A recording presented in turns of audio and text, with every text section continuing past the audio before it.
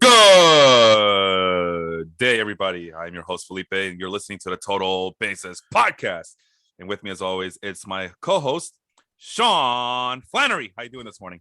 I am doing awesome. Still bathing in the light of my baseball life home league victory. But we're moving on to the real life playoffs now, and looking forward to it. Also with us is our buddy Austin from the Round Trippers Podcast, all the way from California. Thank you so much for joining us bright and early this morning. Austin, how you doing today? I'm all right, man. Thanks for having me on. I appreciate you guys. And one more worth of note. I know I mentioned it already, but might as well mention it on the recording as well, that our guy Mel Lopez, I feel like that's a Scarface character, Mel Lopez. Melvin is with us this morning, and he's from the Baseball Cosmos. He can feel free to plug his page on the comments below, because I know I'm going to butcher the name like I always do. Baseball Cosmos, all year round baseball from all around. I always mess it up. I'm getting better though. I feel all like around, all around. Right. Baseball year round, all year round from all around, I think. Melvin, please help us. Anyway, we have me do the whole Kevin Hart. No, he wasn't ready. We're gonna go ahead and talk do a little bit of a recap of the National League Division Series. I know it's the League Championship Series are underway already, but Austin and I talked about the ALDS players based on win probability added. But we didn't get a chance to do the National League, so I figured I might as well do the National League today. Focus on the players that showed up big and who didn't show up big for these four teams. So we're going to kick off things with Atlanta and Milwaukee. But Sean, so Austin tried to explain what WPA was on an earlier podcast by himself. I tried to explain what WPA was last week. Can you tell us what WPA is as far as you're concerned? It's momentum shifting attributed to a player. Everyone's like always says, like in football or baseball, oh, after a big hit or a big defensive play, oh, the momentum's in their favor now. Well, WPA wouldn't measure it on a defensive play, but say you came in with runners on second and third, 2 outs in the bottom of the seventh, and you're down 1 run, and you get a base hit that knocks in both of those runs. You greatly increased your team's chance of winning. And not only does it have to be a clutch hit, but if you're constantly doing things to help the team win at the plate, even throughout the game, it's going to increase your team's win probability by getting on base, scoring runs, or getting a hit, or getting all the way to second on a double, even if you don't score. You increased your team's probability to win just by putting yourself in that position. So I think it's a good way of describing it. Now, something that I don't want to blanket a lot of people, but I guess traditionalist fans who have kind of rejected these I don't even call it advanced analytics or sabermetrics. It just have refused to pick up on other statistics that have been garnering a lot more popularity over the last 10-20 years. But a lot of these people, in my experience, they absolutely love WPA to gauge performance, not just game to game performance, but accumulative performance, to where people are judging how good a player is based on WPA.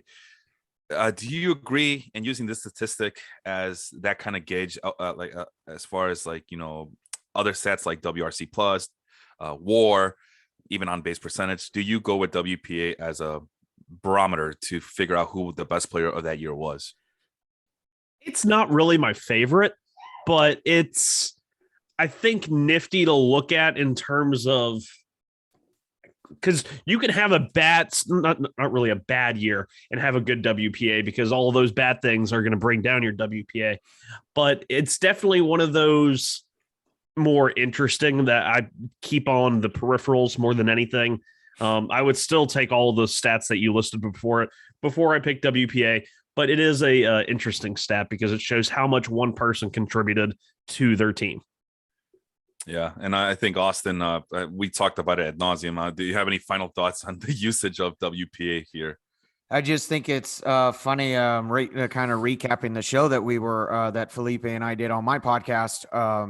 We talked about some of the career leaders in WPA, and some of the career leaders in WPA are Mark Grace, clutch rating. Yeah. Oh, was that clutch rating? That was clutch rating, right? Yeah. And Rafael, that's it. Rafael Devers had a negative WPA, and we were like, what a bum. Like Rafael Devers, what a bum. Like a negative WPA. He's such a bum. So it's one of those things you're like, really? Like any other team, would have loved to have a Rafael Devers, the league leader in WPA. Was it in the NL? Was it Willie? That's clutch factor again, isn't it? Willie? No, I think you're citing clutch rating, and I kept calling it clutch factor. That's another mistake I made. The Fangraphs calls it clutch rating. So the conversation went to clutch rating because when you're talking about win probability at it, people like to also cite that as, he has a high WPA, so that means he's very clutch.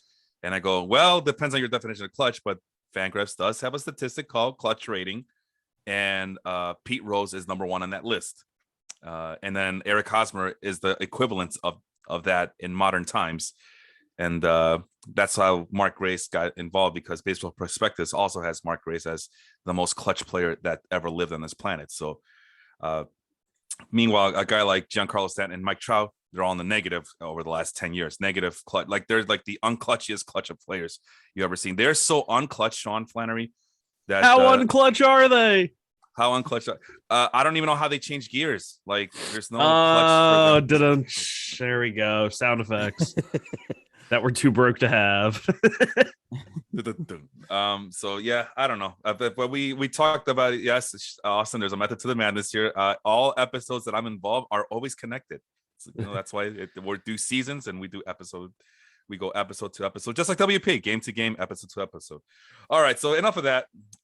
We are going to go ahead and talk about the players that showed up big in the National League Division Series and the ones who kind of choked away. By the way, Eugenio Suarez was the worst player according to WPA. That doesn't shock me. That doesn't surprise me at all. Granted, did he still hit 30 home runs? Did he ever get to 30? He had a hot month of like September. Man, I don't. He got right there. He batted like 178 for the year, maybe. But it was a hot like last 2 weeks. He hit like 4-6 home runs. But oh my god. Really quick, since we're on the topic, I just pulled it up, Austin and Sean. The worst clutch rating of 2021. You guys ready for this? According to Fangraphs, based on high leverage situations, if a player comes through or not, like to hear it. Here it go. Number 1, Austin Riley. The lowest for the worst. And that's very comical because who hit the walk-off last night? That's why I bring it up. Austin Riley. And you see, and that's even funnier because Paul Goldschmidt, who's one of the highest WPA guys, is right in front of him at negative 1.81. Mm-hmm. That's interesting. Paul Goldschmidt, who had a really fantastic season. But you know why Paul Goldschmidt's at negative? Because Nolan Arenado took all his WPA away. Took all his RBIs. Can't be clutch if you don't have guys on in front of you, right? Freaking A. Arenado took it. Everybody's bragging about him, but they forget about the 2-3 guys that were in front of Arenado this whole entire year for the Cardinals. Michael Brantley, who is also negative, one of the most professional hitters over the last 10 years, negative this year. Enrique Hernandez at 121. Negative 130 for Kike Hernandez, and he's been the most clutch performer in the playoffs so far. And a negative WPA as well. Oh, really? Anything can happen in the playoffs. To round out the top 5, Mookie Betts at number 4, Jonathan Scope at number 5, and then so on and so forth. So yeah, it's a mixed bag. It's a mixed bag of good and bad players on the negative side of the clutch rating. And Austin and we already talked about the positive players in clutch rating, usually a bunch of guys who can limit their strikeouts and make contact, blah, blah, blah, blah, blah. All right, let's get going. WPA, we'll start with the Braves since they advanced. Let's start with the Braves since they advanced. At the top of the list, Freddie Freeman. We know who Freddie Freeman is. He basically carried, Austin Sean at a 0.51 WPA. Yeah. Well, I guess it's not a percentage stat. I was going to say maybe that that's basically half the series right there, isn't it, for Freddie Freeman and the Braves, huh? But I guess not. Yeah. Jock Peterson, half of a win. That's half of a win of a one game, right? But this is multiple games, so it doesn't apply there. But still, clutch breakthrough performance by Freddie Freeman. Still, Freddie doing what Freddie does, basically. Jock Peterson, you all laugh at the Braves acquiring him, but he came through. He came through. He had the 2 big pinch hit home runs. I mean, they were massive. And really, when you look at the rest of this Braves lineup, all of them were in the negative WPA for the series.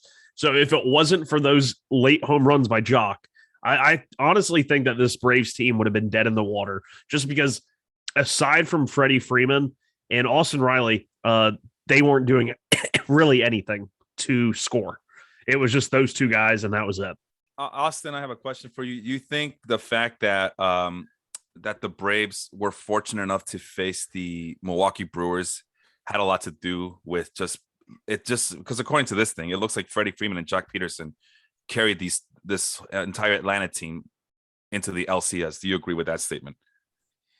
I think they are lucky in that they face the Brewers lineup, specifically because the Brewers roster is constructed a lot like the Braves roster in that they have pitching, but they have no offense. It's just the Braves have a little more offense with Freddie Freeman and then Jock Peterson turning it on, Austin Riley being the Austin Riley that he was, and then Jock Peterson turning into Jocktober.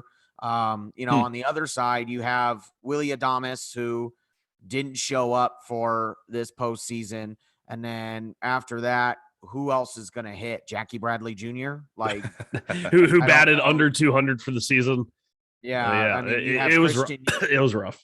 You have Christian Yelich, who has fallen off the face of the planet. You've got, Omar Narvaez. I mean, Rowdy Tellez has done really good over the postseason. When he was on, when he was during the regular season, when he was on the field, he was doing pretty good for the Brewers, but the problem was he couldn't stay healthy.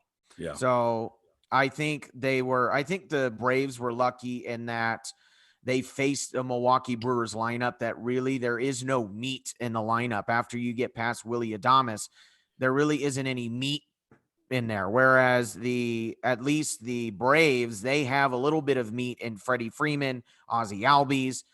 They've got some bats, whereas the Brewers really don't. Well, speaking of, I was going to say, what were you going to say, Sean? Go ahead. I was going to say, since he brought up Willy Adames, I think it's really interesting. You looked at, he actually led the lineup in hits during that NLDS. He went 5 for 17, but still ended with a negative WPA because he had 9 strikeouts. So it was either and he had 1 extra base hit, a double. So he was 5. So that was only 3 plate appearances where he put the ball in play for outs. And the strikeout is, it's not worse than any other out, but it's not a productive out. And how many times did he strike out with maybe a runner on base that could have increased his WPA and maybe won them a game, advance a runner. Next thing you know, a pass ball scores a run. It's just one of those, the 9 strikeouts absolutely kills you. Well, since Austin mentioned Ozzy Alves, we'll stay with the Braves for a little bit and mention that Ozzy Alves was the worst performer for that team in terms of hitting, according to win probability added.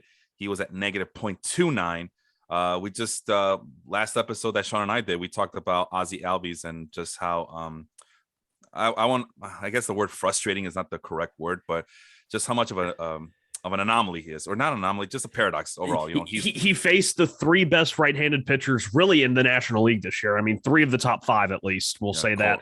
And he's a below league average hitter against right-handed pitching. I mean, it's kind of what you expect.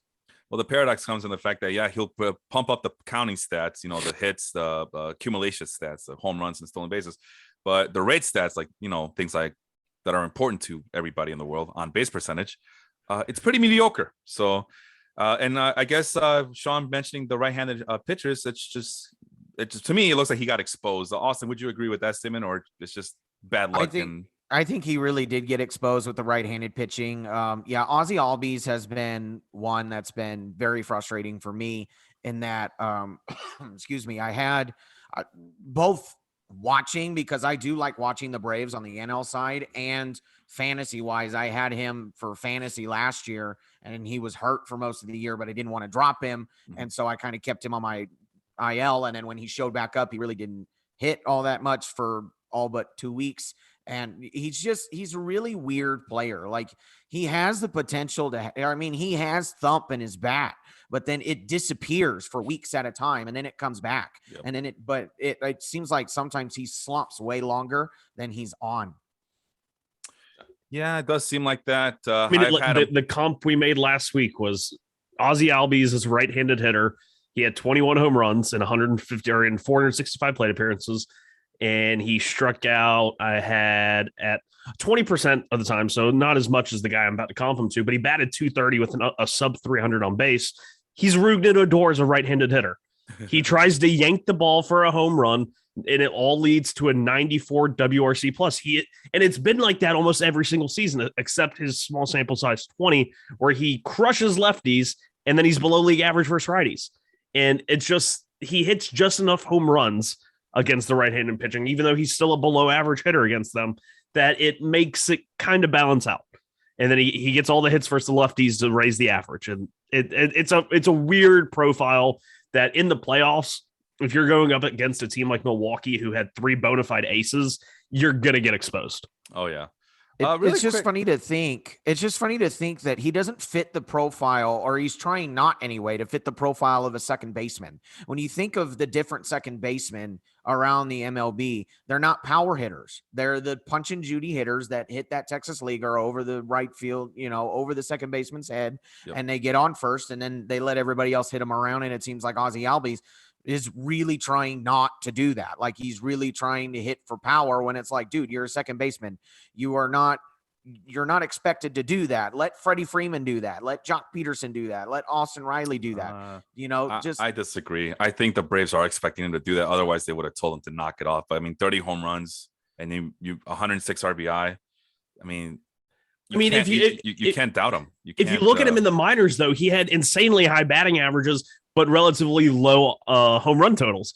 And then he gets to the major leagues and it almost completely flops. He becomes a 20 home run hitter and the average drops about 30 to 20 to 30, 40 points, depending on the season.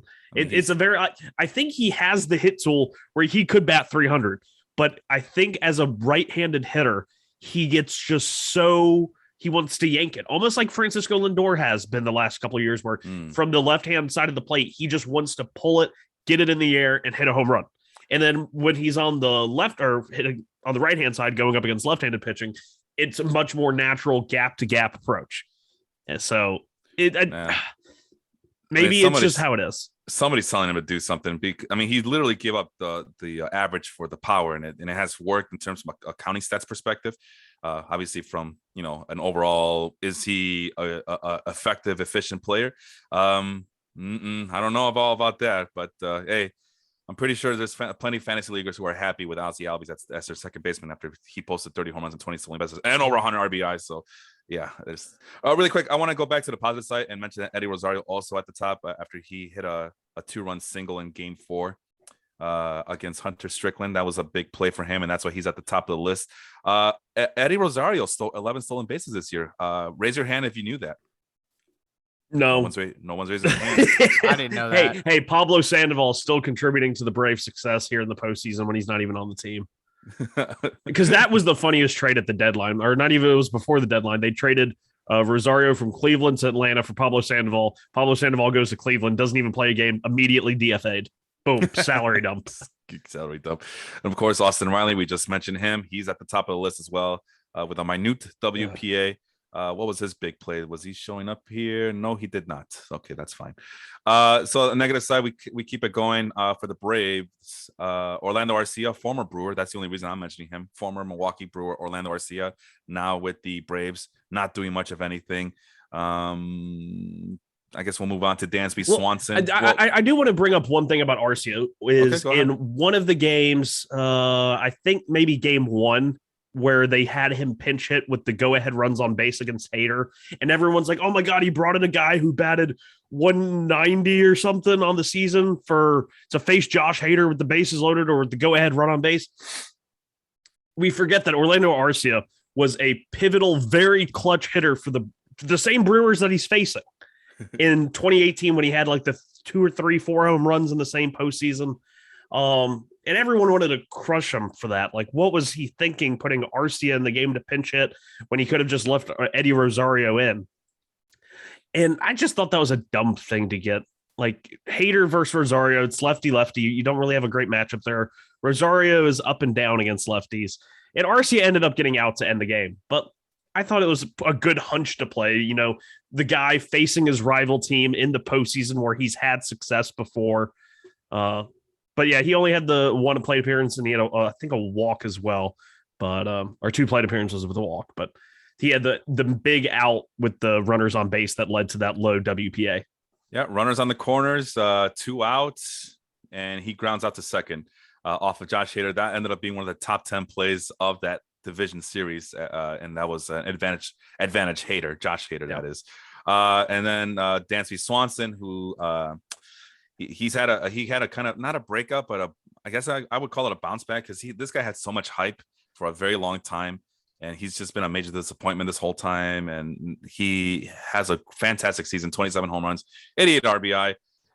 Austin, you think Dansby Swanson will do better in the Dodgers series? The Dodgers have Max Scherzer, they have Walker Buehler, they have Julio Urias, and apparently a new starter in Corey Knebel. So I don't see him particularly doing better facing that buzzsaw of a pitching staff. Mm-hmm. My answer is flat out no, just because of the pitching staff that they have. And Kenley Jansen has been doing good in the back end of that bullpen. Blake Trinan is doing really well in the bullpen. You know, you still got Joe Kelly back there. I mean, he might do better if you put like somebody like Brusdar Graterol, where he can, hit a ground ball up the middle. But I think for most of that Dodgers pitching staff, I don't think Dansby Swanson is going to particularly do very well for this Dodgers series. I think we're going to see more of the same. But the one thing that I thought was very interesting was when you look at Dansby Swanson for the NLDS, he had 3 hits, right? 3 hits for in 15 at-bats. And so did Jock Peterson. Jock Peterson had 3 hits. And this is just how wacky the WPA statistic is Dansby Swanson has 3 hits in the NLDS and has a negative 0.14, whereas Jock Peterson has 3 hits in the NLDS and hits for a positive 0.18. It's because he had 2 home runs with 5 RBIs that were in like late game situations. Exactly. That's what I mean, is it's not necessarily like we're not necessarily talking about the particular skills of each player, because Jock Peterson was good, but Dansby Swanson, didn't have as much power, but he, was producing sort of the same. He had a higher batting average than Jock Peterson. And, actually Dansby Swanson's season OPS was higher than Jock Peterson's. But you're seeing here, whereas 2 players who kind of had similar seasons, their WPAs are very skewed because of just what they did in certain moments. So this is really looking at moment to moment to moment, rather than the skill of a player over the period of over the course of a certain amount of time. Exactly. Sean, did you have something to add about Dansby Swanson? I Not really. Aside from that, he if you look at the counting stats, which it seems like you look at the counting stats on this Braves team, you're like, wow, that offense was really good. And they were pretty good. I mean, credit to them. They never, powdered out, when Acuna went down. But, 27 home runs, career high, 78 runs, career high, 88 RBIs, career high. But 248 average, 311 on base, 449 slug, which is lower than it was last year and slightly higher than it was in 2019. He still finished as a below the average hitter. Braves fans probably don't want to hear that, but 98 WRC plus is what it is. He was a solid defender. He got better defensively this year. So that led to him being a 3-WAR player. But I still don't think this is some signal that he has discovered himself. I don't think it's that. I know he had a really big hot streak in July and August and then fell off in September. I'd have to go back and look, but it was like a tale of 2 halves with him, really. Last guy I want to mention here for the Braves is Jorge Solaire, who we talked about sometime around the beginning of the season, Sean. I believe this was the guy we discussed about him just absolutely struggling against the shift. And he gets traded to the Braves and kind of ignites their offense, so to speak. He did finish with 27 home runs, 70 RBI, 749 ops, but in the last series he was not up to par, hitting 0.091 batting average, just awful numbers all around. 1 hit and 11 at bats. I guess same question to you. You think he'll show up in the Los Angeles series? He is a much better hitter. I believe not only for his career, but I know this year against left-handed pitching for the Royals, he had an 836 OPS, but against right-handed pitching, he had a 588 OPS. He was able to change that a little bit after the trade to the Braves. He actually had a 890 OPS for his right-handed pitching. But if you go back to 2019, which was his really big year, he did hit right-handed pitching even more so than left-handed pitching, but he has historically struggled a little bit more, especially in terms of strikeouts. And when I see somebody strike out more against same-handed pitching, I really worry about them going up against the elite of same-handed pitching, which let's face it, that's what happened to him in the series against the Brewers, because they hit you with so many good right-handed arms. Yeah, and Devon Williams didn't even get to pitch in the series, which is unfortunate. But and then if you do face a lefty, it's like Josh Hader or somebody like Eric Lauer, who's real funky, and or Aaron Ashby, who has one of the highest velo sinkers and the stupidest movement on pitches. Really excited for him. So it's a tough matchup. That's why it was a low scoring series. Yeah, and well, let's talk about that really quick before we get to the pitches, because we're gonna forget about Devon Williams. You think Devon Williams makes a difference in this series, Sean? I mean, Hader ends up getting the loss in Game 4. Maybe they don't go to Hauser to piggyback for as long, or I don't know. It just depends. If Devon Williams healthy, Devon Williams probably pitches maybe 2 innings every outing. And maybe he pitches out of the 5 games, he pitches 2 games and he goes 2 innings each just to try and extend, get to Hader. But I think what ended up doing Milwaukee in was guys like they didn't want to push Freddie Peralta. They didn't want to push Corbin Burns. Corbin Burns only started the 1 game. And each time it was like a piggyback situation. They immediately put in a starter like Adrian Hauser, who pitched in 2 games, 3 innings, and gave up 4 of the 12 runs in the series. Maybe if Devon Williams is there, they don't feel like they have to piggyback the entire time. They can just go to their bullpen, because guys like Hunter Strickland and Brad Boxberger all pitch relatively well in the regular season and in the postseason. So maybe I think Devon Williams makes a pretty big difference here. What about you, Austin? You think the Brewers pull off the victory if Devon Williams is out there? I think so. Devon Williams really is an important part of that bullpen. And it is really unfortunate that he decided to act dumb and decide to punch a wall. But, he really is an important part and an important bridge to Josh Hader.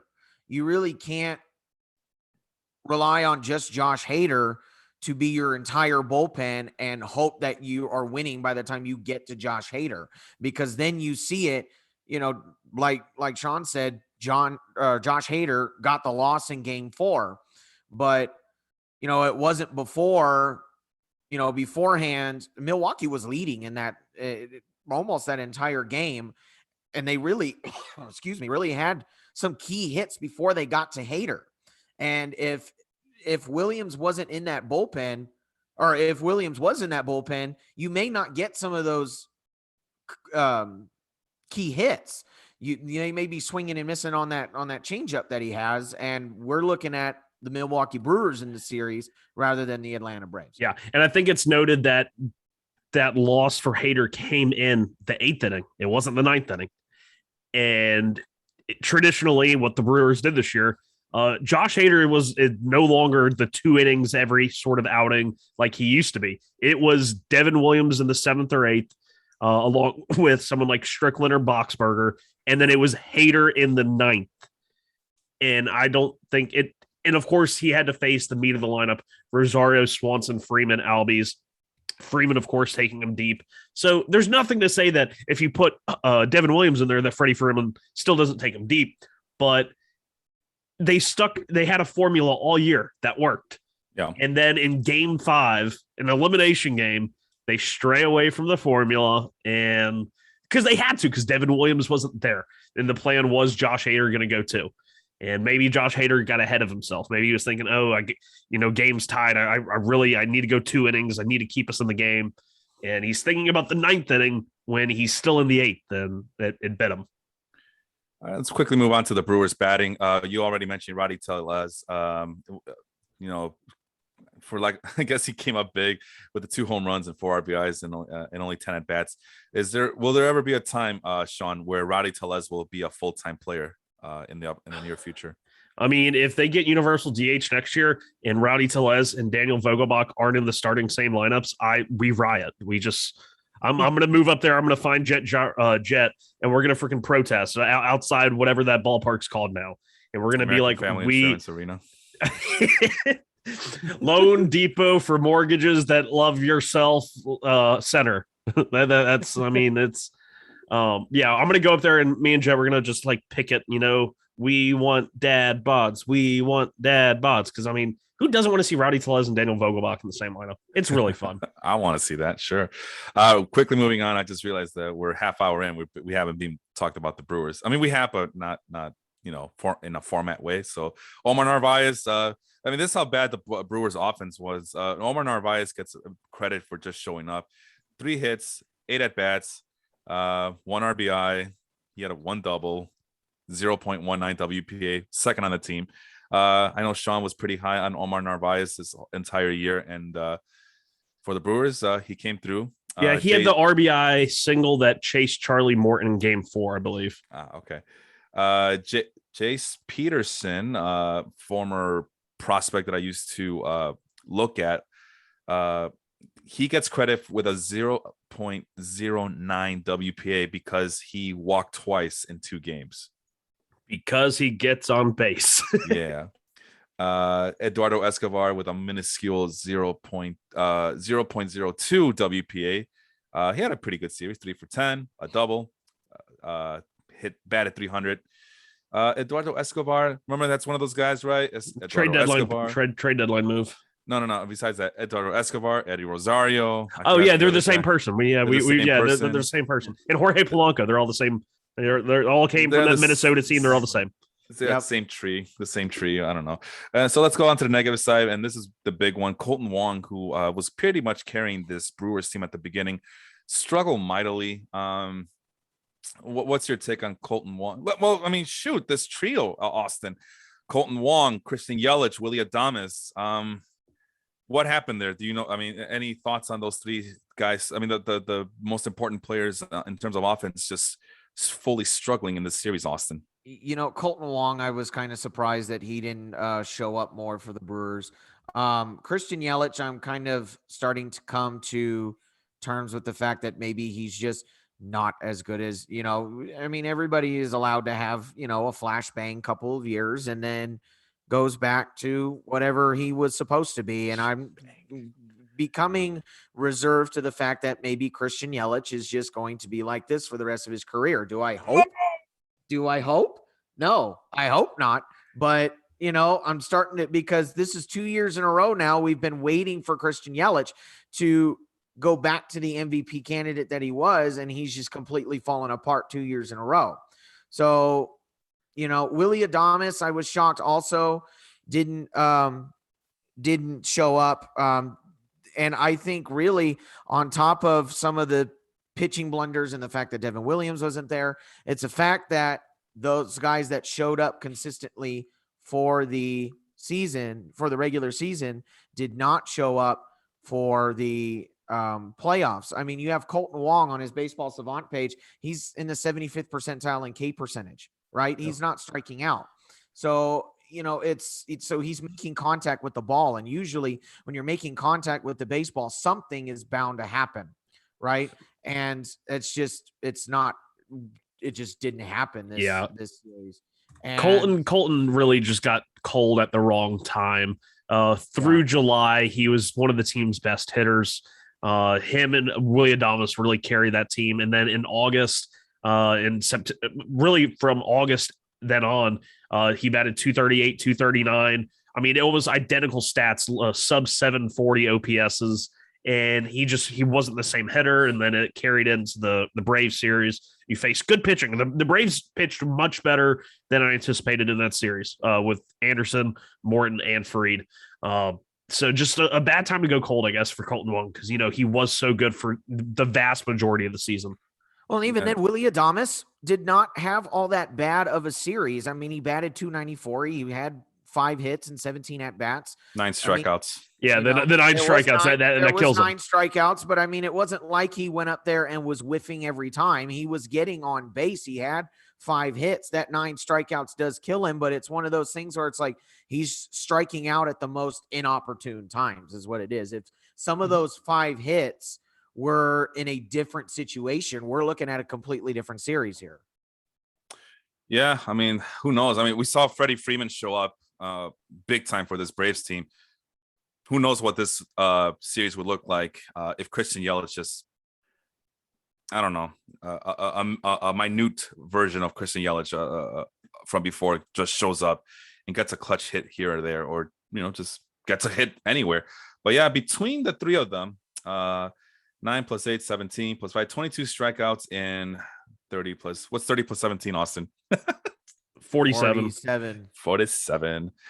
Yeah, that's gonna kill you. That's not a good rate. So what is that? 22, 47. I mean, that's almost half. That's almost half the at bats you're striking out. Yeah, 0.46 of the time they're striking out. So that's not good. Especially when you only walk 9 times. Yeah. So that would not work on my fantasy team. You could not be on my fantasy team with a ratio like that. Yeah. Let me show you. Let me tell you guys something. So I'm looking at Christian Yelich's baseball savant page right now. His K percentage is in the 32nd percentile, and his chase rate is in the 96th percentile. So my question to you guys is: do you guys think that if Christian Yelich quits chasing as much, does he turn back into the Christian Yelich that we know from a couple of years ago? Well, no, that's him being good at not chasing. That's him not chasing. Oh, that's right. Okay. Yeah, and his strikeout rate, the strikeout rate actually came down this year. It went from 30% last year. That's what had me really worried. And it came back down to the low 20s, 23.5%.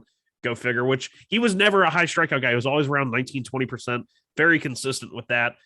This year is just there was no power. I mean, he hit 250. He walked. He had a 362 on base, which is pretty good. And that led to him having like a positive, I think, 110, 112 WRC plus because of that solid on base. But 9 home runs out of Christian Yelich, that's not what, even when he was the line drive hitter before he got home run happy, he was hitting, 10, 15 home runs in 2016, 2017, 20 home runs.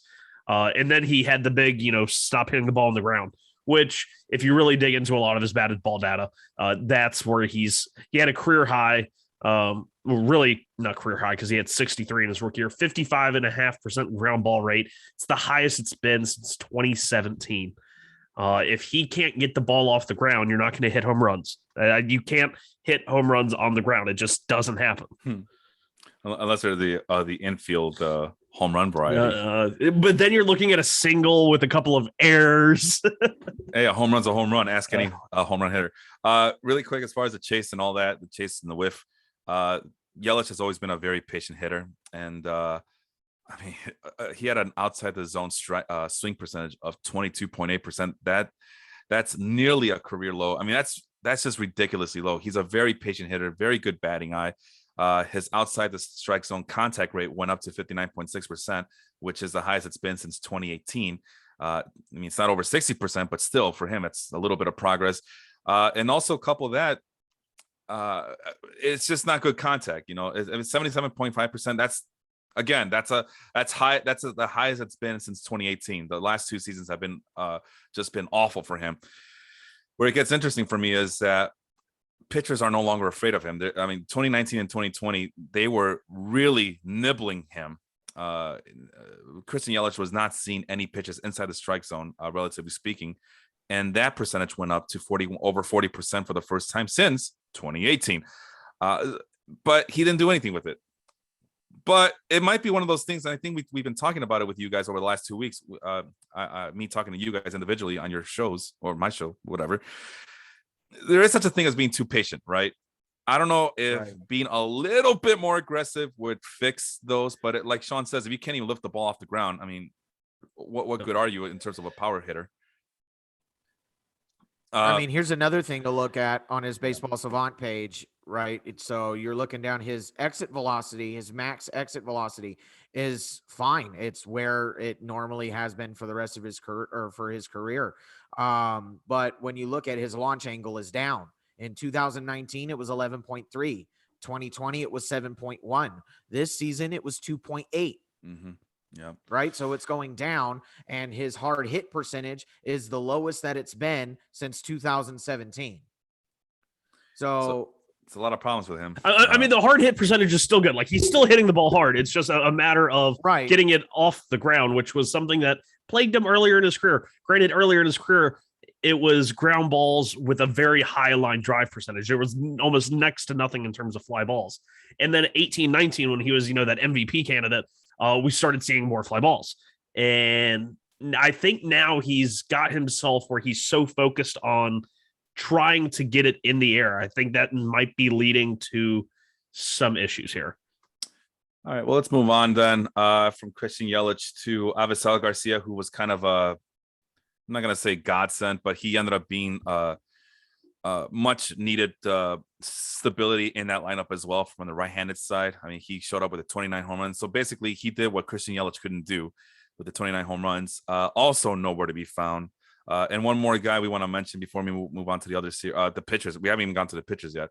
I mean, we have, but we haven't. Yeah, we've talked about them. I think we understand that they were very good and not the reason they lost. Lorenzo Cain, which is funny. We just talked about the Royals 2015 team, 2014-2015 team. And at this point, I don't remember which podcast it was. It was either Austin or with Sean last week. But Lorenzo Cain also not coming through in this series. Any last thoughts on that Brewers offense before we move on to the pitchers? Really quick? I think Avisel Garcia is a free agent at the end of the year, and whoever signs him, I think, is going to get a pretty good deal because I think people are sleeping on him.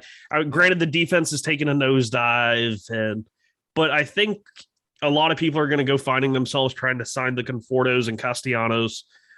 Garcia, I don't think the Brewers will offer a QO2. I'm not even sure if he's eligible for it. I think he is. He's never received one before. But if somebody signs him to like a 3-year, like $50 million contract, I think he makes up for it 100%. Austin, last words on the hitters. Milwaukee has some work to do when it comes to the offense this offseason. They really need to find a steady bat that is going to be a presence in their lineup. When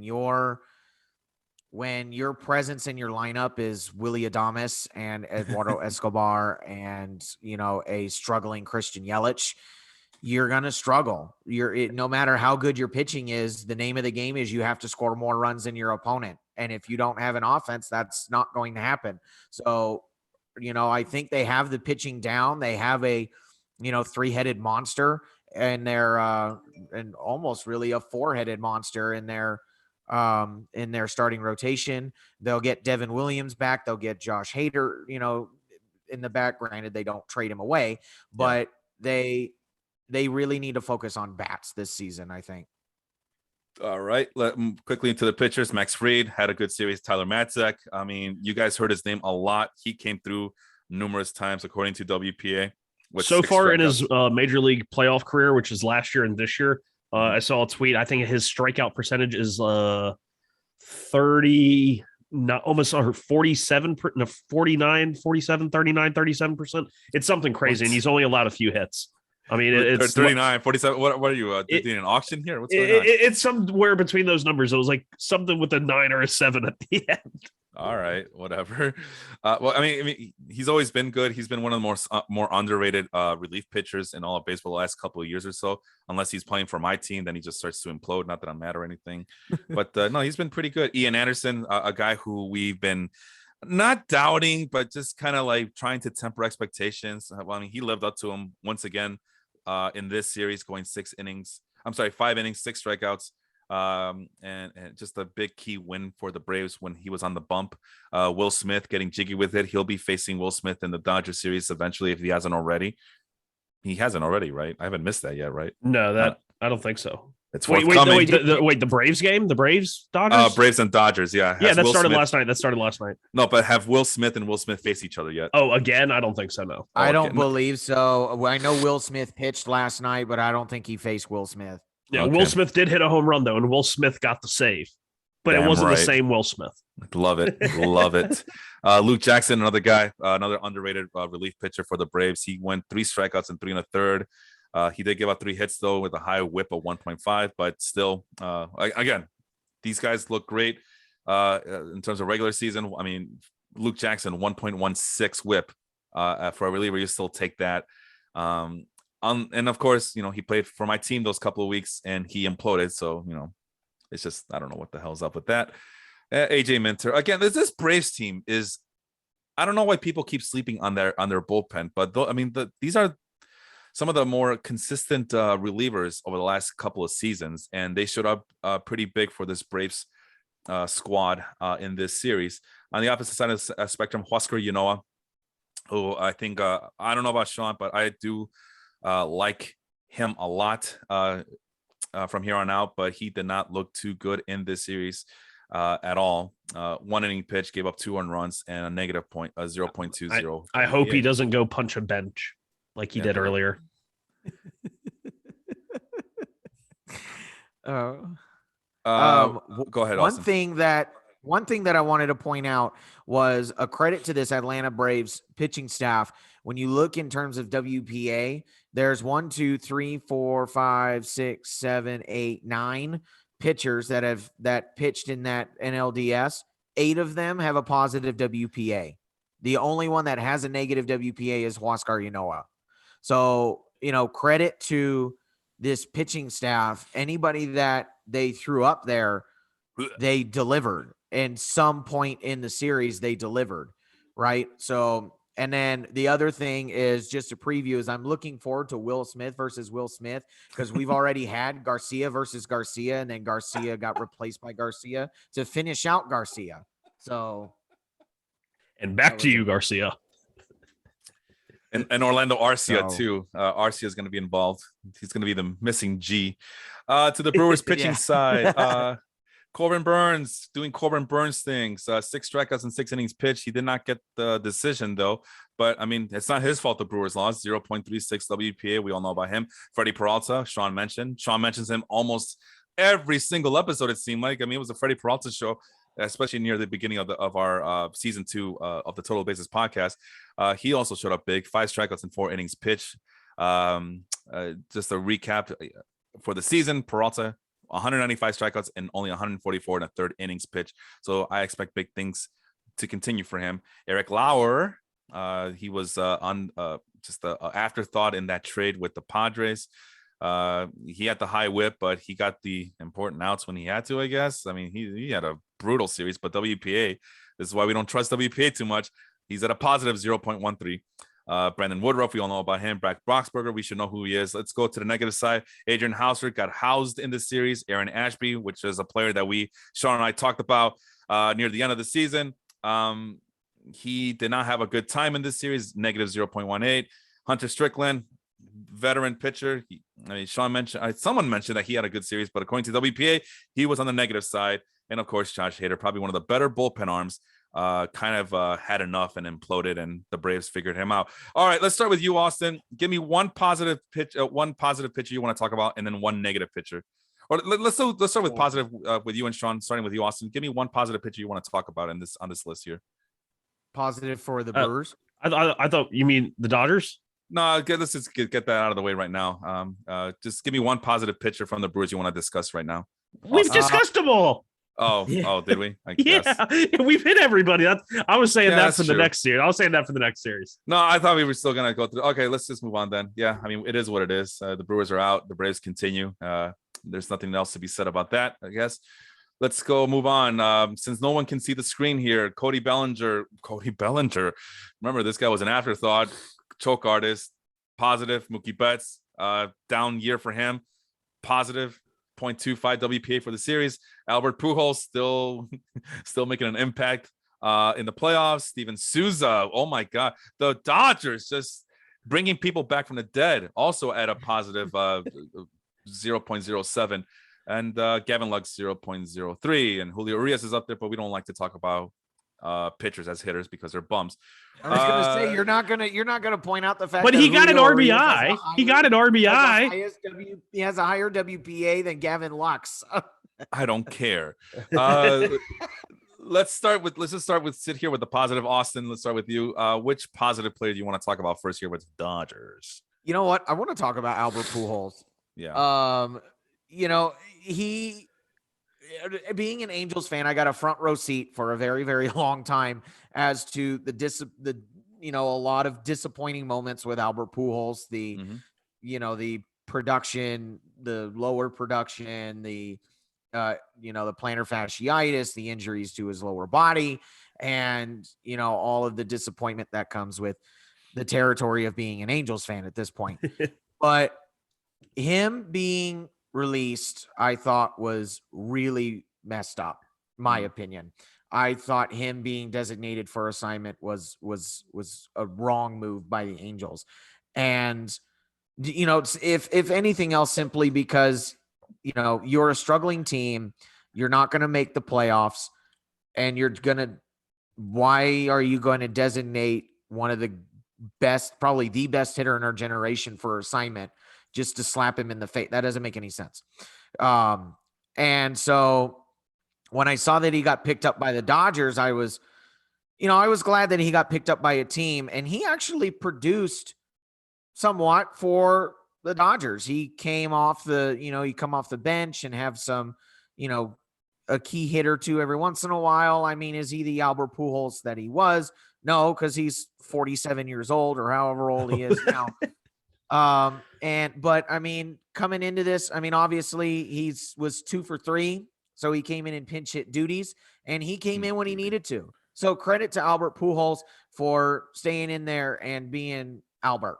You know what I mean? So good for Albert. I'm really happy for Albert Pujols. I do want to say this because it is on a slight tangent, but if I remember correctly, it was Pujols. Did he ask to be DFA'd because he wasn't starting against left-handed pitching? So there's two different stories that have gone out there, and I don't know which one is which, or I don't know which one is true. One story has said that Albert Pujols has said, play me more against left-handed pitching, or I want to be designated for assignment.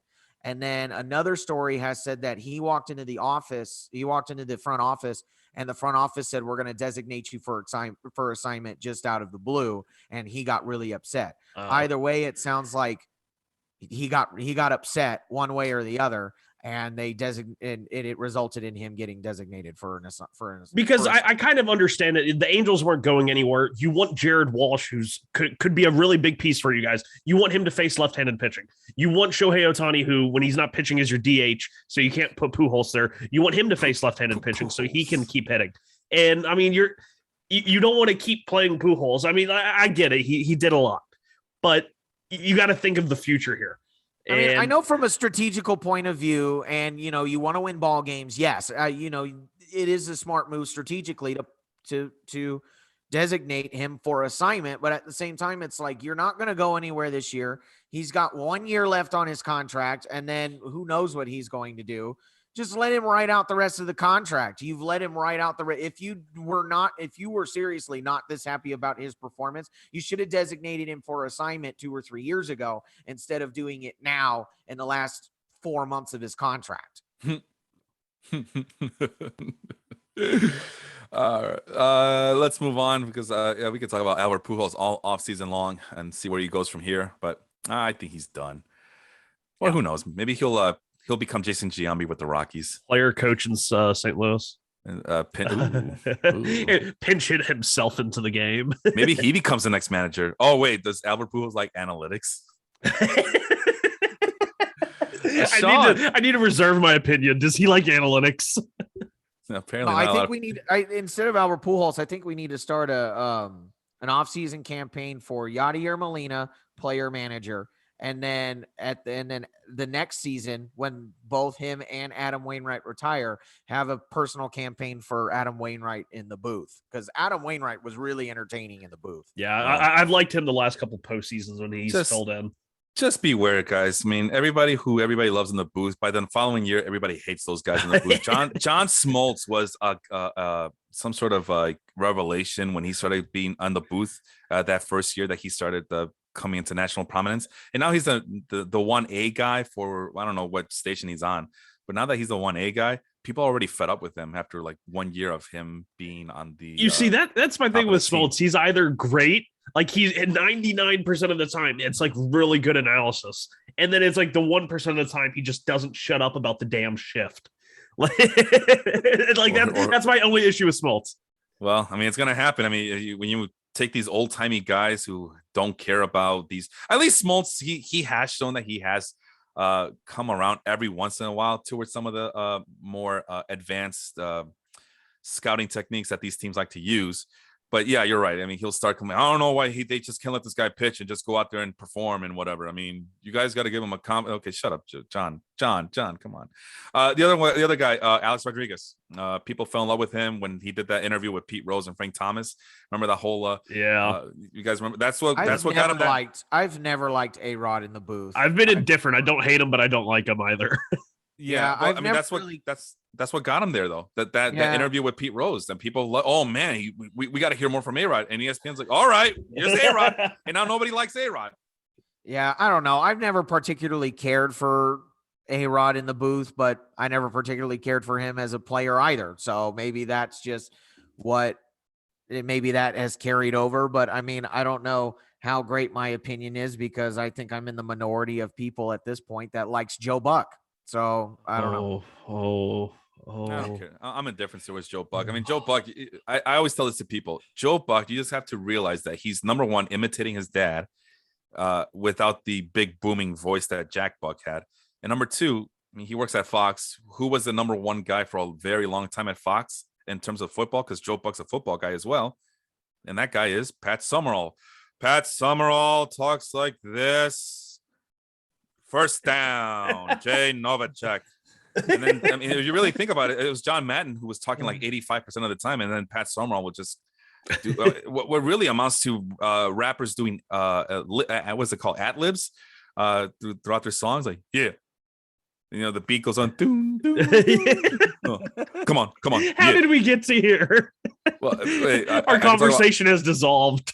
Dissolved into my favorite one is, you already know who it is. I'm like, no, I don't know who it is. Okay, yeah. Oh, 21. That's 21 Savage.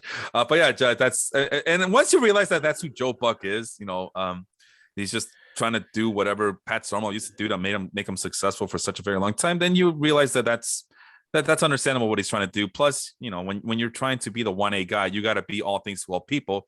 Unfortunately, when you try to be all things to all people, you're no things to nobody. So, and yeah, nobody likes anybody. That's the whole point of my whole spiel. No one likes anyone in the broadcast booth from a national perspective. So there's that. Austin, no, you already talked. Sean, who's your positive player you want to talk to about, not Albert Pujols? That was on the Dodgers? On the positive side. Okay, you see, this is going to be a trick question, because I just want to mention one player, because he had a great series, but he ends up having a negative WPA. And even if you look at the numbers, you probably just have to dig in. Well, that's why I said the positive. Those positive players I just mentioned, you got to talk to me about one positive player. Julio Urias' RBI double or whatever the hell it was in game one. That's all I care about. Okay, let me get to my negative guy. Okay. Will Smith. He went 6 for 18. He walked more than he struck out. He had 2 home runs, 3 RBIs. How the 1,200 OPS, and he has a negative .03 WPA? That's bullshit. Let's take a look. Slander, my man. I will not stand for it. So let's take a look. I mean, well, you know why? I mean, the Dodgers, when they won their games, they pretty much blew out the Giants. So maybe that's why Will Smith's at the bottom of this list here. Game 5, I mean, that was a low scoring game, so I'm assuming no one had a pretty outrageous positive WPA. Cody Bellinger. Oh yeah, well, Cody Bellinger, he had the big run, the big RBI there. How did Will Smith do in that game? Did he even play? Yes, he did. He was at -1. .109, despite the fact that he walked in 3 at-bats in 4 plate appearances, I should say. So no, this WPA, man, it could be brutal to some players, especially if the other guys are not getting on base. All right, so I guess why not mention Cody Bellinger, who had a brutal season this year, and he's the one who comes up big in this series. I mean, the game-clinching, game-winning RBI. 4 hits, 1 double, 3 RBI, 7 strikeouts, no walks. Just awful rate stats, and the 1 stolen base. So nothing wrong with his legs apparently. But he's the one with the big hit. So hopefully that's a confidence booster for the next series and maybe even for next season. Cody Bellinger sleeper pick. Who would have thought it? All right, so let's go, Austin. I'll let me get your negative, but let me get this list going for the people who can't see. Trey Turner, according to WPA, had a horrible series. Also, according to the traditional triple slash line, at negative 0.39. So that's actually both Turners, Justin and Trey, awful series against the Giants as they were neutralized. Chris Taylor, negative 0.26. AJ Pollock also negative side. Matt Beatty in part-time appearances negative. Corey Seager. So you're having the same thing with the Brewers, is that a lot of the big name players, especially on the infield for the Dodgers, were not up to par in this series. Corey Seager, negative 0.11. Austin Barnes, who got 1 at bats. I guess that shouldn't count. So yeah. All right, Austin, let's hear from you. Who's your negative player that you want to discuss here? So 2 comments. First, for Cody Bellinger, I was listening to another podcast and I thought this was described really well. Was for the whole regular season, usually we're in our own little pocket, right? We're following certain teams. And especially if we have a fandom of a certain team, usually we follow those teams and we kind of have a hard time following all the teams. And so, everybody was saying, oh, Cody Bellinger's having a bad season and whatever. And so probably most people that weren't necessarily following the Dodgers were like, well, okay, Cody Bellinger's having a bad season for a former MVP standards. He probably has a WRC plus of like 100. He's probably a league average player, blah, blah, whatever. But then now that we're all coming together and watching the same teams in the same games, which is a good thing about playoff baseball, everybody's starting to see that Cody Bellinger had a WRC plus of 52. And so everybody's like, oh, ow, that is a really, really bad season. So good for Cody Bellinger for bouncing back in the playoffs. But my negative is Justin Turner. Justin Turner, where has he been? Usually when it comes to playoff time, one of those players for the Dodgers that's right in the middle of positive postseason production is Justin Turner. Renowned playoff threat. Renowned. He's one of the best playoff hitters in Dodger history. Exactly. And in 20 at-bats in 5 games, he's got 1 hit, struck out 4 times, has 1 walk. He's got a .050 batting average, a 186 OPS, and that .050 slugging percentage. Where is Justin Turner? Justin Turner, we want you back. Like normally I'm not, since I'm an Angel fan, I like the Dodgers team, but I'm not one to be like, yeah, Dodgers, you know what I mean? But Justin Turner has always been one that I'm like, you know what? Like this dude can play ball, and knowing his backstory, I'm like, he's kind of one that I'm always kind of like to follow, especially since he was on one of my fantasy teams this year. And I don't know. I'm just like, Justin Turner, where did you go, man? Part of the playoffs, it's been a main fixture in the playoff of, oh, Justin Turner hit another homer, So it seems like the Turner duo is struggling right now. Hopefully they show up in the championship series. Yeah, and Justin Turner also had a bad time on the field as well. There was a couple of line drives hit towards his way that he just couldn't grab onto. So he's having a bad series all around. And that was I'm talking about Game 5 of the Giants the Giants series, where Justin Turner, it was very well hit balls, but still Turner couldn't. I don't know. I feel like any other, not elite, near elite defensive third baseman would have gotten to those balls cleanly. But I digress.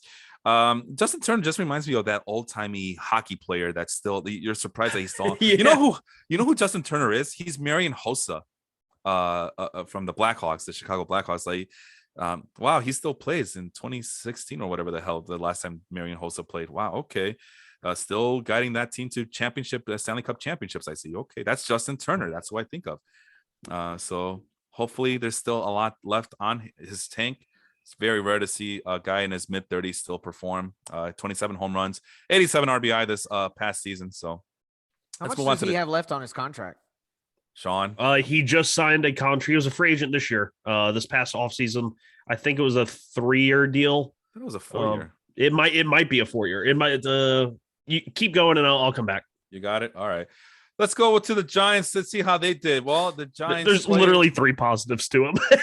Yeah, I was gonna say. I mean, Kris Bryant. If he were on the Dodgers, he'd be the 3rd best hitter in terms of WPA, right behind Mookie Betts and Cody Bellinger. You could attribute that to whatever you want. A very well pitched series, I guess. But I don't know how well pitched of a series could it have been when the Dodgers blew out 2 of those games. But I digress. Kris Bryant, positive. Kind of a bounce back series. Here's what I can do series for Kris Bryant, I guess. Kind of going into his free agent year. Buster Posey also on the positive side, did a fantastic job behind the plate as well. At least I think, in my opinion, kind of trying to do his best to calm down those pitchers in high pressure situations. He's been in those situations before. Tommy La Stella shows up in part-time duty. I don't know. Boy, I will always love Tommy La Stella. All right, let's start with you, Austin. Who do you want to talk about on the positive side of things here? Buster Posey. So I have always loved Buster Posey as a catcher. My 2 favorite catchers to watch are Yadier Molina and Buster Posey. I've always loved Buster Posey basically for the way he handles himself and how he plays the game. And when I, noticing the last few seasons, he had been kind of digressing. He had been having injury issues. I was really like, oh man, this is really the end of the Buster Posey era. And I'm really upset about that because I really like Buster Posey. And then he took last year off, and then he's coming back. And I'm like, oh man, this is going to be an absolute train wreck for Buster Posey. But they rejiggered his schedule. They, reworked how he works out and how he trains and stuff like that.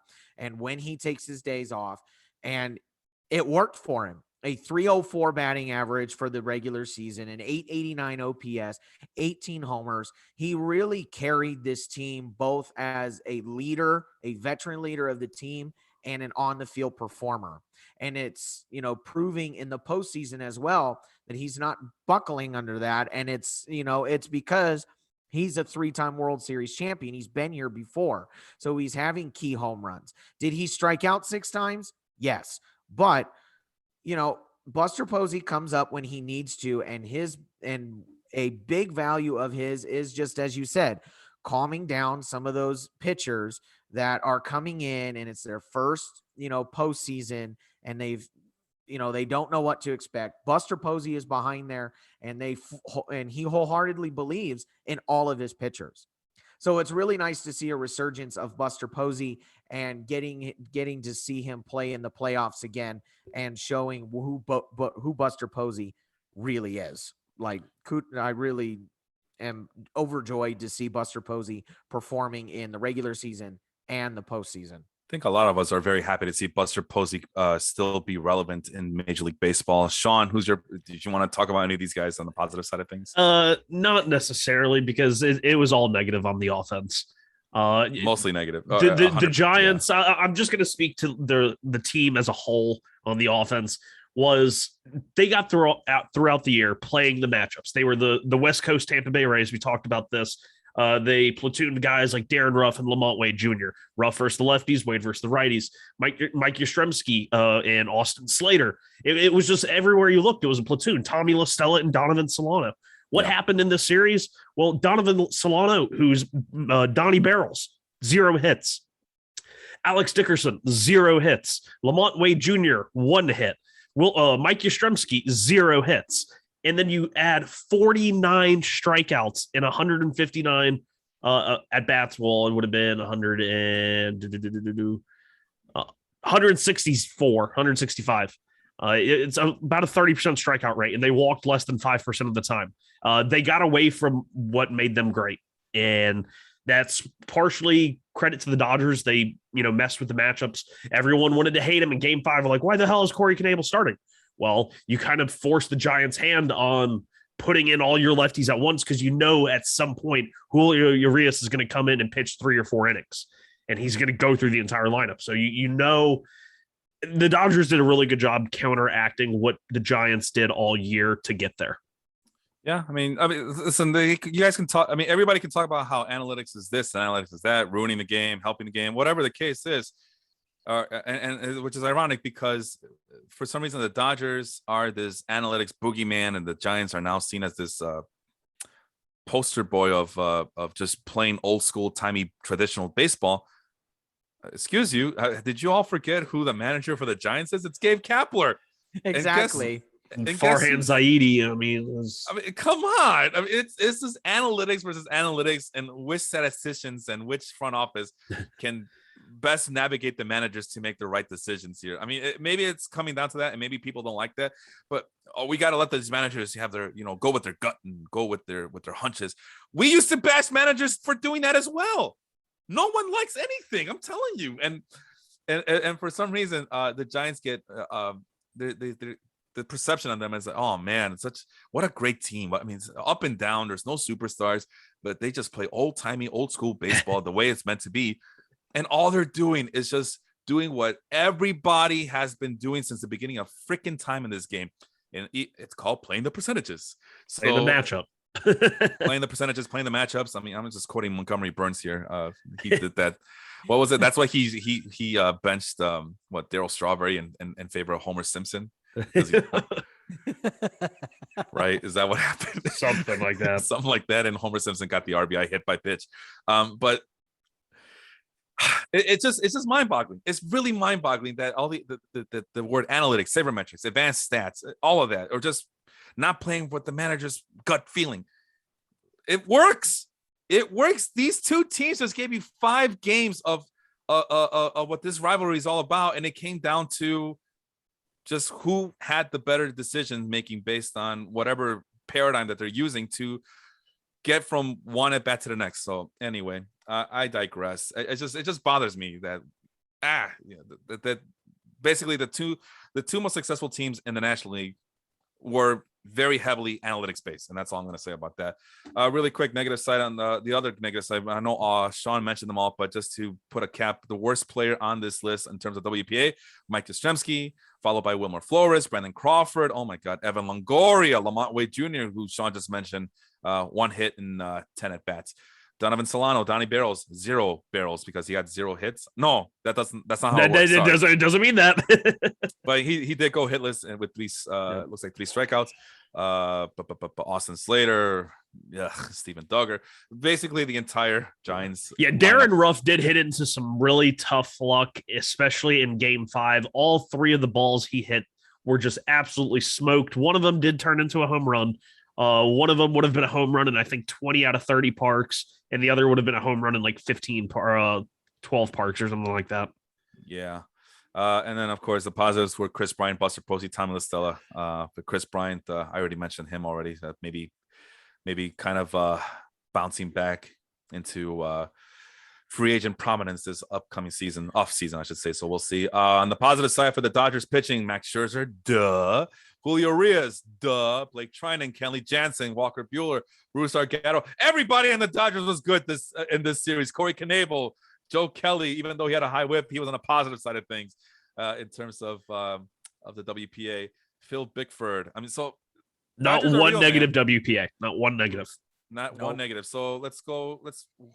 Austin, I mean, not you, Austin. Let's start with Sean this time around. Sean, who do you want to talk about? Who do you want to spotlight on the positive side of things for the Dodgers? Blake Trinan. I think he did give up the 1 earned run in that series, and I think he got tagged with the loss last night. But I just think that so much has been asked of him. It's kind of taken some of that pressure off of Kenley Jansen. And I think that's allowed Kenley Jansen to even do more, be more successful than he already has been in the playoffs. They had a great series, no doubt about it. And we've seen before, when you get to the playoffs, the best bullpen usually wins. And that's what happened here. Austin, what about you? Who's your one positive player you want to talk about here? I want to talk about Kenley Jansen. So the last couple years, when you get to the playoffs and I mean, we did it we did it in Baseball Life. We were like, oh God, he's putting Kenley Jansen in the ninth. What's gonna, and whereas before we were like, oh, Kenley Jansen nailed down. Whoever they're facing is done. Nobody's hitting Kenley Jansen. In the last couple of years, we've been like, he's putting Kenley in the ninth. You got two. You're only up by a run. Let's see what happens. And this year he's going back to the Kenley of, all right, we're going to nail this down. It's going to be fine. He's discovered a curveball and he's really come back from the struggles that he had the last couple of years. I know he had health issues and stuff like that, but it's really nice to see Kenley bounce back to the Kenley that he was a few years ago. And he's done it by discovering a curveball that really has a lot of movement on it. I really like the movement on that curveball. He only pitched 2 innings, right? But in that 2 innings, he has 5 strikeouts. Nobody's hitting him anymore. So yeah, he's coming up big for the Dodgers. And those close games for the Dodgers aren't won if it's not for Kenley Jansen nailing it down in the back end. And if I may, I just want to quickly point out that Julio Urias, Mexico represent, coming up once again, huge in another playoff series for the Dodgers. Left-handed pitcher, as you guys know. And I'm pretty sure that at this point, people are going to forget who Fernando Valenzuela is. So the Dodgers, they're just replacing one Mexican with another. It's been such a long journey for Urias. I mean, to think that it was, and to see him finally become the guy that we were so worried that he wouldn't become because of injuries. And he debuted so young, and then it was shoulder surgery, Tommy John surgery. And to see him now, 32 games started over the regular season, and behind Scherzer, he's been their ace before he was even there. And it's really cool to see. Yeah, I mean, we talked about how frustrating it is to watch the Dodgers have all this talent in terms of the pitchers and how they just constantly baby everybody. But method to their madness. I mean, all of this has led up to Urias becoming a very important key piece, not just to the starting rotation, but also to the bullpen as the guy with the rubber arm. And it's just happy to see him succeed. Over to the Giants, Logan Webb at the top of the WPA list for good reason, 0.69. I already know what Sean's going to say, that he's the best pitcher on the Giants, but that's not true. Kevin Gausman, more innings pitched, better ERA, better whip, better strikeout. Nope. Nope. You know. No, I was going to say about Logan Webb, that is the highest WPA of any player of any NLDS series. Yeah, I mean, he came in the clutch. Came in through the clutch. Maybe next year he'll stay healthy for once. That'd be nice to see. Alex Wood. I mean, we talk about these Giants pitchers, though. I mean, he started 27 games. Okay, how come he didn't start as many 33 games like Kevin Gausman did? Things that make you go wonder. Did he pitch in the minors at all this year, though? Who, Logan Webb? Probably. Yeah, I think so. Sounds like it. I mean, he was hurt. I'm gonna go see. I'm gonna guess. Really quick, Justin Turner did sign a 2-year contract last season, and he has a player. Was that a player option? Let's see, what is that? It's a club option for 2023. That'll be his age 38 season at $16 million. I have a feeling that the Dodgers are not going to pick that up in. The Justin Turner thing I meant to tell you. It was 234, and I think they do pick up that option. Honestly, no. I mean, who's going to play third base for him? Someone cheaper. It's the Dodgers. Get out of here. Chris Taylor, if he's still available, or I don't know. I'm pretty. I guess we have to. I guess we have to see how he plays next year, because his numbers this year still were looking like Justin Turner numbers. They weren't great, but they were Justin Turner. Yeah, but you can't. I mean, it just. I don't see it. I don't see him continuing to be the Marion Hossa of the Los Angeles Dodgers. I mean, hockey. He's the Ginger Nelson Cruz. Thank you very much. I think Marion Hossa was also a redhead. Let's see here. I was gonna say, yeah, you can't. You just can't. It's not hockey. This isn't hockey. You guys can tell me, well, hockey's a harder sport to. Okay, I've seen 40-year-old guys still. Alexander Ovechkin is still good. Jaromir Jagr is still playing in a European league. I mean, come on, guys. People just, hockey players just coasting up and down the ice, and you're gonna tell me how hard it is. I've seen guys have 25-year careers and still be relevant. I don't know. It doesn't sound right to me, but whatever. Maybe they're using. Maybe hockey players are using something. As far as Kevin Gausman goes, because I was kind of curious to see, and sure enough, yep, he's a free agent this offseason. He's going to be entering his age 31 year. I think he's in for a big contract. Who knows? Because what the CBA is doing right now, we don't know what the players and the owners are going to do this offseason in terms of that. But if the last couple of years are any gauge, Kevin Gausman is due for a big payday, but we'll see. I mean, some of those guys who over their 30s did get that big payday have a bit of more of a back track record, and Gausman has kind of come into prominence since moving to San Francisco. So we'll see if what the market thinks about him. But yeah, it's going to be a really hard one to predict this offseason. Who's huffing and puffing over there? Was that you, Sean? Something to add? You're muted. Okay. No, that's hard. Sorry about that. I thought you had something to say. Alex Wood, even though he only pitched in 4 2/3 innings, he got the second highest WPA in this series. I guess he kept the Giants in that game, whatever game he pitched. I don't remember at this point. Jake McGee has become one of the better closers, but had a bad series despite the high WPA. Sorry, had to say exactly. It. No, that's what I was going at. Camilla Duvall, even though he gave up the game-winning RBI to Cody Bellinger, he's had a decent series. I hope people now know who this guy is. He's gonna rise like crazy in drafts next year for saves, and it's gonna be the biggest fool's gold because it's the Giants, and they're gonna use literally everyone for saves. Like I said, West Coast Tampa. Yeah, but if you're Duvall, is it Camilo Duvall that they're comparing to K-Rod? I think he's more of a Edwin Diaz, like kind of with the high velo and a kind of wipey slider. Yeah, I saw them comparing him to K-Rod, and I was like, no, I don't know. Prime, calm down. Does he beat his father-in-law? Because that would make him K-Rod. God damn. Let's move on before this gets really ugly. Camilo Duvall, if anything, if you're looking for those low rate stats, he's your guy. It just seems like he has that kind of makeup and that stuff to be successful. But, as we know, Sean, relievers can be a fickle bunch, very unpredictable to gauge. Tyler Rogers, who got a lot of notoriety, and I hope he becomes a household name and not constantly live under the shadow of his brother Taylor Rogers, who's he was the better pitcher until this year, I guess. Yeah, really.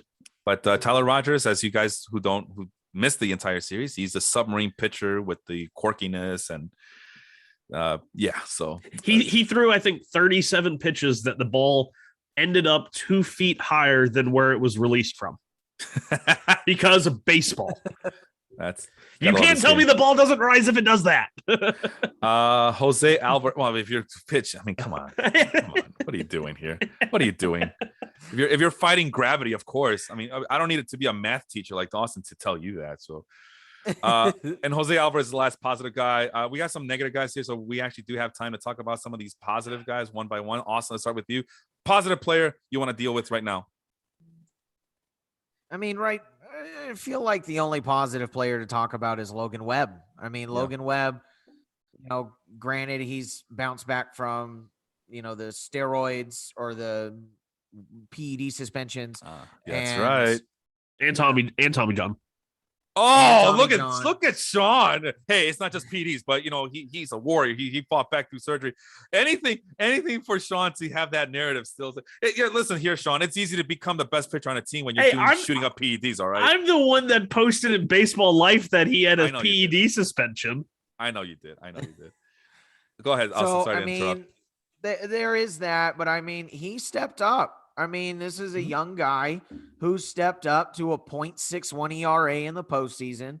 He pitched 33% of the total innings that this pitching staff had.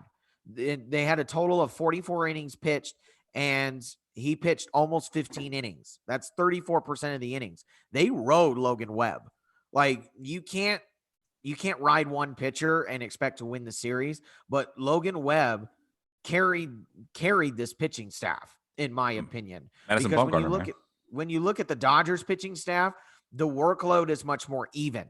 Whereas, like I said, with the Giants pitching staff, more than a third of the innings pitched is from Logan Webb. Mm-hmm. So 14 2/3 innings pitched, he's got 17 strikeouts to 1 walk. He stepped up. and he stepped up big time. I just kind of wish for Logan Webb's sake that somebody else would have stepped up as well in that pitching staff. Really quick, I just want to point out that I predict that about 2024, 2025, Logan Webb will be traded to the Oakland Athletics for 2 minor leaguers, 2 really highly rated minor leaguers. All right. And everybody's going to, all right, mark the calendar. Right. Well, not just that, but, and then everybody's going to be like, oh, well, the Giants won that trade. Basically what I'm saying is that Logan Webb is basically Jose Quintana.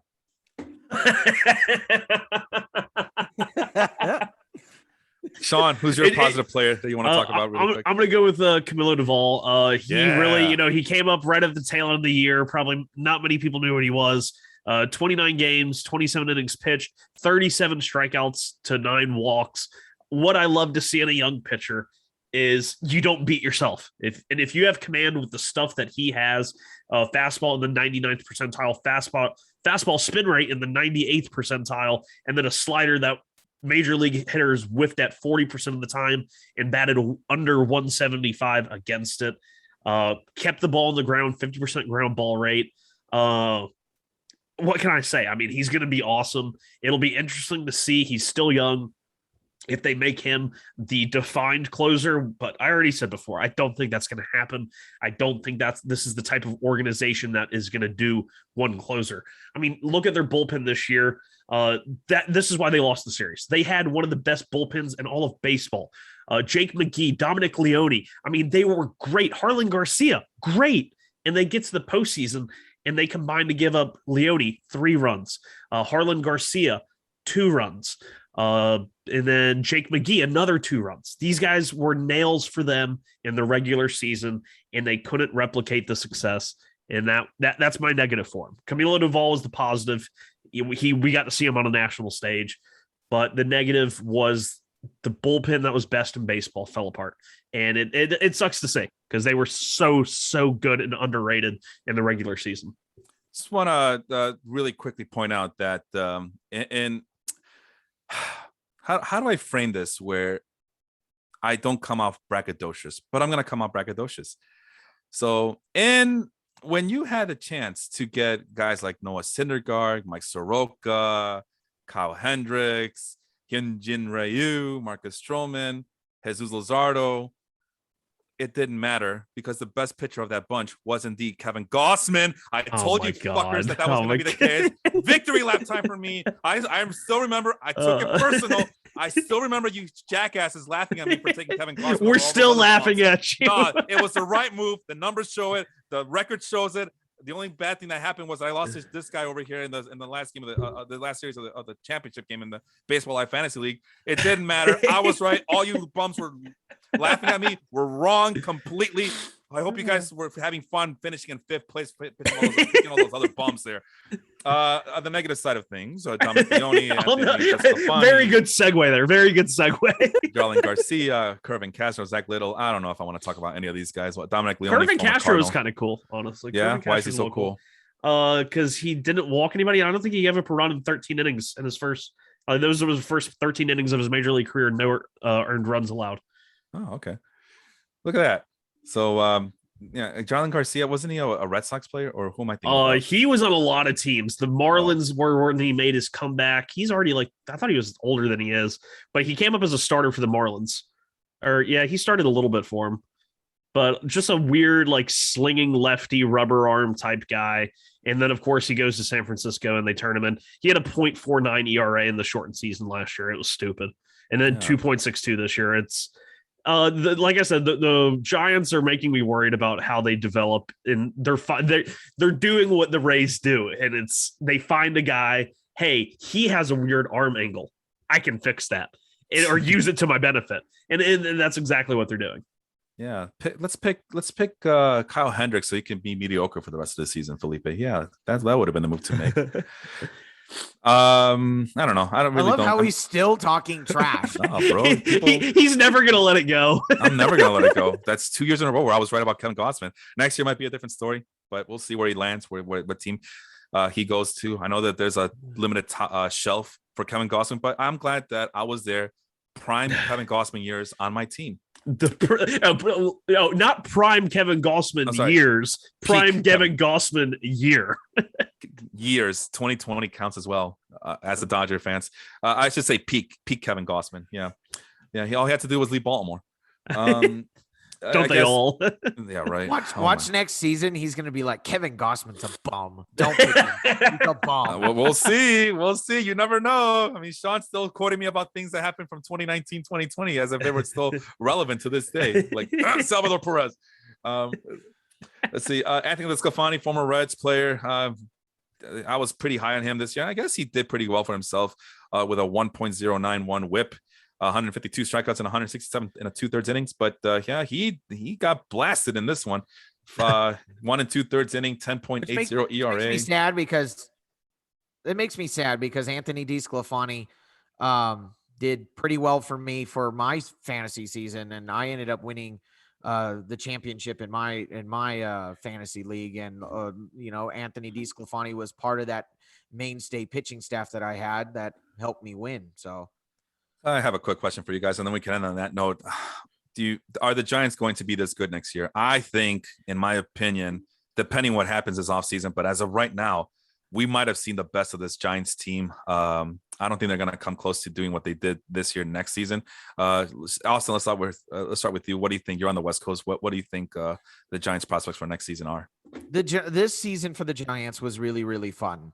Yeah, it was. It was really fun to watch. It was really nice to see people like Buster Posey and Brandon Crawford have basically career years and years that they weren't supposed to.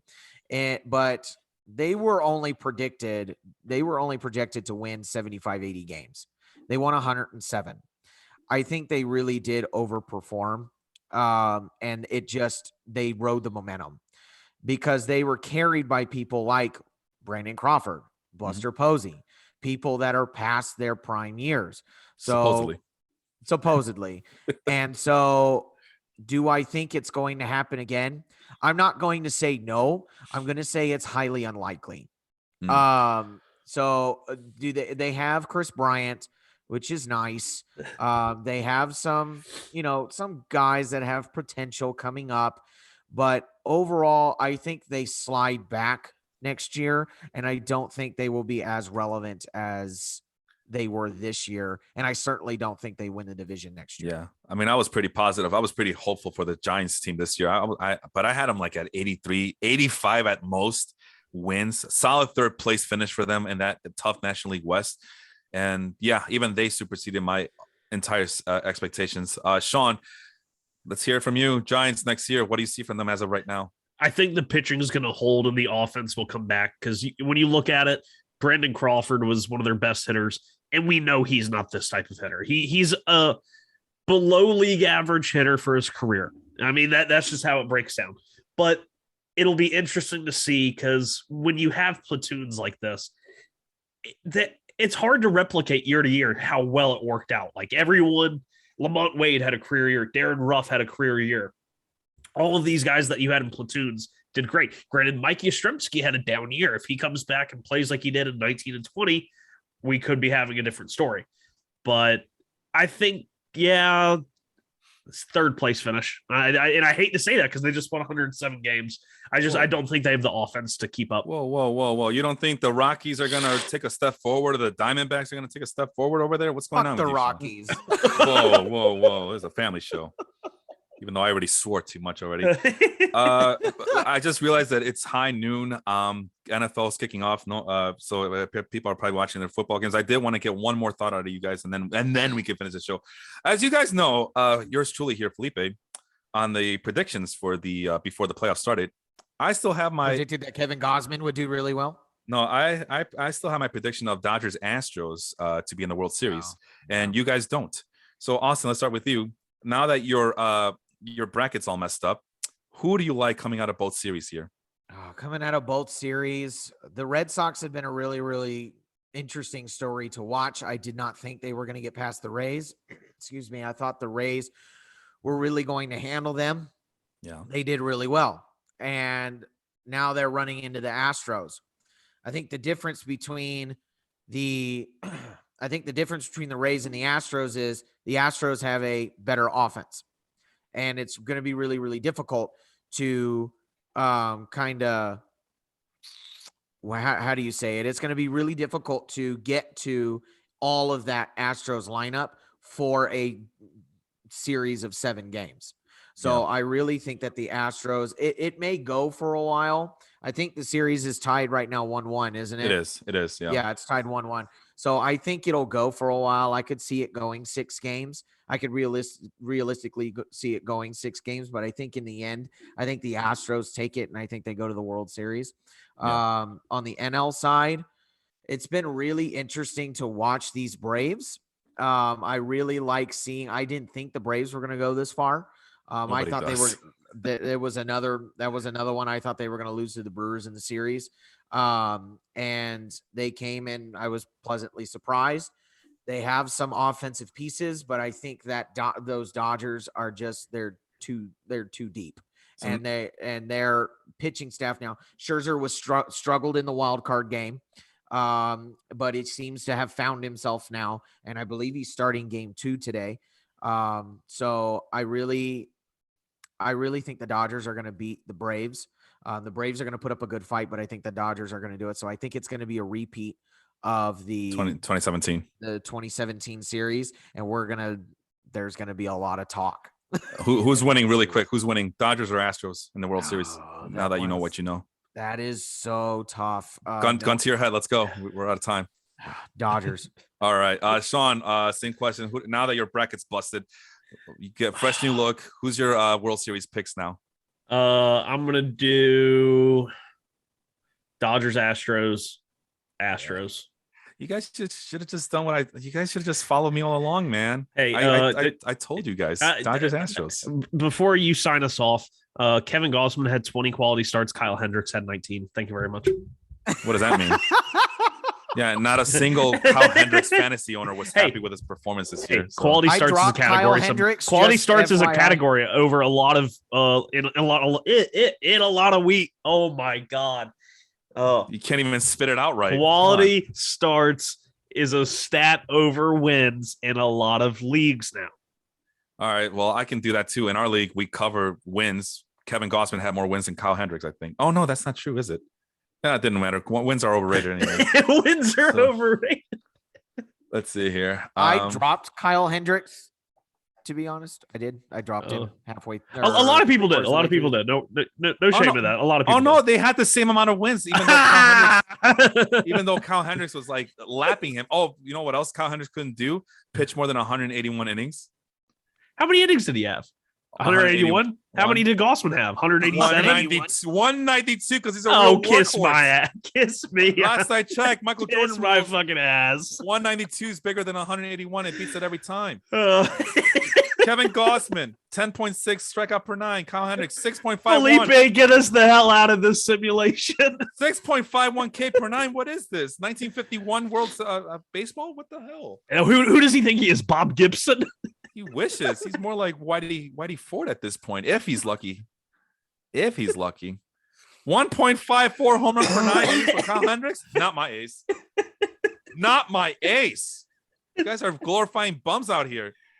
I'm gonna laugh when Kevin Gausman comes to Chicago and sucks absolute ass for you guys. Man, if Kevin Gausman comes to the White Sox, that might be the difference maker right there.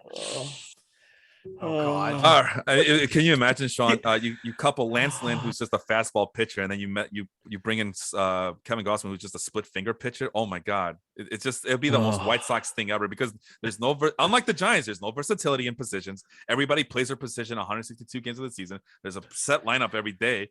And the people that are playing positions they shouldn't even be playing, like Andrew Vaughn played second base and left field. Like, what the hell is he doing out there? I don't know, but if Andrew Vaughn play more than 10 games in second base, I know who my number 1 second baseman is for next year. Okay, let's not go that far. I'm joking. All right, we have other podcasts. We're running out of time. Go check them out in all our other groups. For Austin has a podcast called the Round Trippers Podcast. I probably will be on it, not this week, but next week. Speaking of other podcasts, I will be on the Basketball Life podcast with Jacob and what's the other guy's name? Leon. Sorry, Jacob and Leon, as we break down our fantasy basketball league draft that just happened last week as well. Interesting picks there, so we're gonna break it down and see what the people think about those picks that we made. For Sean, Austin, thank you so much for being a guest for us this week. I am Felipe. We will see you next time. Thank you. Bye, guys.